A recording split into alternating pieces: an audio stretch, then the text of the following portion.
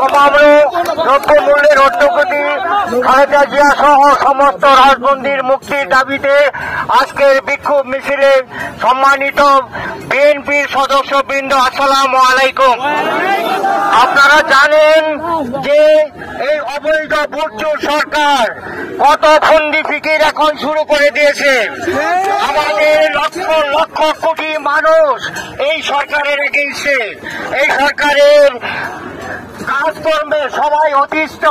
দ্রব্যমূল্যের ঊর্ধ্বগতিতে আমাদের না বিশ্বাস হচ্ছে।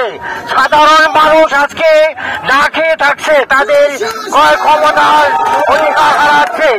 অপরদিকে বারবার ভোট চুরি করে সারা পৃথিবীতে এই সরকার, শেখ হাসিনা সরকার ভোট চুরে পরিণত হচ্ছে। ইনশাআল্লাহ আর বেশি দিন বাকি নাই, আমরা আন্দোলনের চরম পর্যায়ে এখন বর্তমানে অবস্থান করছি।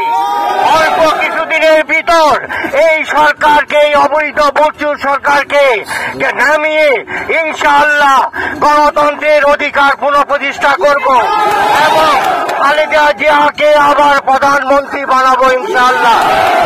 পরিশেষে সবাইকে ধন্যবাদ জানাই আপনারা কষ্ট করে এই বিক্ষোভ মিছিলে অংশগ্রহণ করার জন্য, এবং সামনে যত আন্দোলন সংগ্রাম হবে কেন্দ্র ঘোষিত, আমি আশা করব আপনারা সবাই স্বতঃস্ফূর্তভাবে তাতে অংশগ্রহণ করবেন।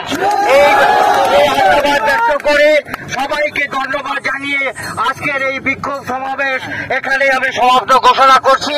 আপনারা সবাই ভালো থাকেন। আসসালামু আলাইকুম।